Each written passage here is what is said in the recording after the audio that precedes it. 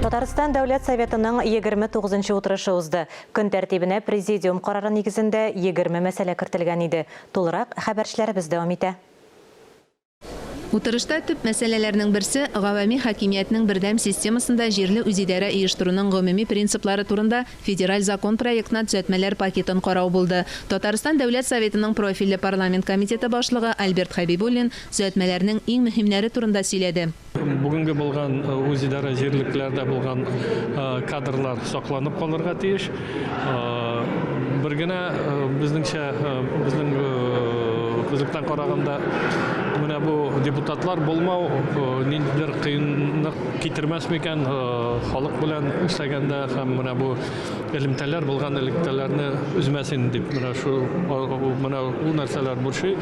Утырыш барышында Илшат Аминов җирлек дәрәҗәсендә халык белән барган система юкка чыга дип шөбһәсен белдерде. Эдуард Шәрәфиев тә район башлыклары һәр вакытта урыннардагы проблемаларны күрмәскә мөмкин. Муниципаль хакимият халыкка якын булырга тиешлеген искәртте. Әмма Татарстан президенты Рөстәм Миңнеханов борчылырга урын юклыгын дәлилләп ачыклык кертте.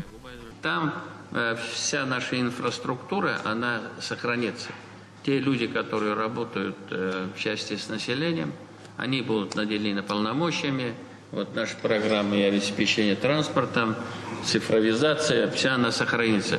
Поэтому мы не видим каких-либо проблем. Татарстан парламентарийлары федераль закон проектына 13 төзәтмә кертте. Аларны Россия парламентының түбән палатасында тәкъдим итү Айрат Фәррәховка йөкләнгән. Моннан тыш депутатлар җир асты байлыкларынан файдалану, җир кодексының гамәлдә булуы, түләүсез юридик ярдәм мәсьәләләре турында фикер алышты. Яшьләр эшләре министрлыгы башлыгы дәүләт яшьләр сәясәте стратегиясен гамәлгә ашыру турында сөйләде. Фәрит Мөхәммәтшин хөкүмәтне яшьләр сәясәтен гамәлгә ашыру буенча ведомствора хезмәттәшлеккә юнәлтте. Мөршидә Җиһан, Дмитрий Второв, Владимир Юрков, Татарстан яңалыклары.